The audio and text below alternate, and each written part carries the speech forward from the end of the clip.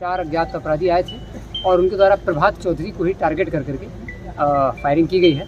उसके पैर में गोली लगी है। कुछ दिन पहले एक कुख्यात शराब माफिया था प्रभात चौधरी, उसको हम लोगों ने 6 महीने की जो कड़ी मशक्कत थी और सर्विलेंस के बाद टेक्निकल टीम की मदद से STF की मदद लगी थी उसमें, और उस कुख्यात माफिया शराब माफिया को प्रभात चौधरी को हम लोगों ने गिरफ्तार किया था, जेल भेजा था। इसका एक शराब माफिया का एक नेक्सस चलता था जिसको हम लोगों ने तोड़ा था कुछ समय पहले ही। तो जैसा सूचना अभी तक प्राप्त हो रही है कि इन्हीं के शराब माफिया का जो नेक्सस था, उसी के कुछ साथी जो पहले उसके साथ काम करते थे और अब उन्होंने अलग गैंग बना लिया है, उनके द्वारा ही ये टारगेट किया गया। या समस्तीपुर कोर्ट कैंपस के अंदर कुछ दिन पहले एक कुख्यात शराब माफिया था प्रभात चौधरी, उसको हम लोगों ने 6 महीने की जो कड़ी मशक्कत थी और सर्विलेंस के बाद टेक्निकल टीम की मदद से STF की मदद लगी थी उसमें, और उस कुख्यात माफिया शराब माफिया को प्रभात चौधरी को हम लोगों ने गिरफ्तार किया था, जेल भेजा था। उसी के केस की सुनवाई चल रही थी और उसका उपस्थापन था, तो वो आया हुआ था कोर्ट कैंपस के अंदर। उसी क्रम में 4 अज्ञात अपराधी आए थे और उनके द्वारा प्रभात चौधरी को ही टारगेट कर करके फायरिंग की गई है। उसके पैर में गोली लगी है। वो स्थिति उसकी सुरक्षित है, वो किसी भी तरह की उसमें चोट जो है वो गंभीर नहीं है। और उसके साथ में एक और व्यक्ति को चोट लग गई है, लेकिन गोली लग गई है, लेकिन जो मेन टारगेट था वो प्रभात चौधरी था। तो जो इसका एक शराब माफिया का एक नेक्सस चलता था जिसको हम लोगों ने तोड़ा था कुछ समय पहले ही।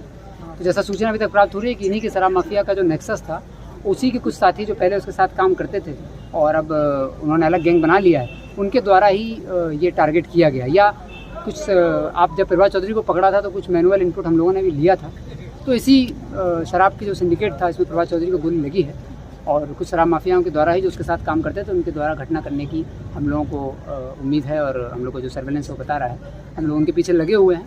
कोर्ट कैंपस की सिक्योरिटी पूरी तरह से दृढ़ है। यहाँ पर हम लोगों ने जो भी आवश्यक बदलाव करने हैं वो बदलाव भी कर रहे हैं। डिस्ट्रिक्ट साहब से मुलाकात हो गई है और कोर्ट कैंपस के जितने अंदर वकील हैं और अन्य सभी लोग हैं, सभी लोगों को सुनिश्चित करने के लिए लगातार यहाँ पर हम लोग रहेंगे।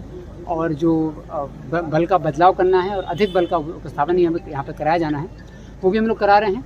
और जिन अपराधियों ने घटना की है, पैदल आए थे, पैदल ही भागे हैं, तो गेट पर कुछ कमी हुई है। जो पुलिसकर्मी यहाँ मौजूद थे उनके द्वारा अगर समय गेट बंद कर दिया जाता तो ये अपराधी भागने में सफल नहीं हो पाते, क्योंकि करीब 50 मीटर के आसपास, 30 से 40 मीटर के आसपास अपराधी पैदल चले हैं फिर भागे हैं। तो इसमें हम लोग देखेंगे जिन पुलिसकर्मियों की लापरवाही होगी उन पर कार्रवाई भी करेंगे, और जिन लोगों ने गोली चलाई है उनको पकड़ करके सजा दिलाने का काम किया जाएगा। प्रभात चौधरी को गोली लगी, वो भी सदर अस्पताल में। और कितने लोग घायल हैं टोटल? 2 लोग घायल हुए हैं इसमें। पुलिस वाले का भी नाम? नहीं, पुलिस वाला कोई इसमें घायल नहीं है। पुलिस वालों ने बचाने का, जो पुलिस साथ में थी उसने पकड़ने का प्रयास किया, लेकिन वो नहीं पकड़ पाए। लेकिन जो गेट पे पुलिस थी, पुलिसकर्मी थे, उनके द्वारा बहुत तत्परता नहीं दिखाई गई कार्य में। उनके द्वारा अगर तत्परता दिखाई जाती तो ये घटना नहीं होती। इसकी भी हम लोग पूरी जांच करेंगे, SDPO साहब करेंगे इसकी पूरी जांच। और जो अपराधी मेन इसमें हैं, जो शराब का सिंडिकेट है, जो बड़ी मुश्किल से 6 महीने में प्रभात चौधरी पकड़ पाए थे हम लोग, तो उसी का कुछ लग रहा है कि लड़के जो पहले साथ करते थे उन्हीं के द्वारा घटना की गई है। जल्दी वो भी पकड़े जाएंगे और कोर्ट की जो सुरक्षा है उसको फिर से सुदृढ़ करने के लिए हम लोग जो भी आवश्यक उपाय लिए जाने हैं, अगले 7 दिन के अंदर वो उपाय हम लोग करेंगे। धन्यवाद।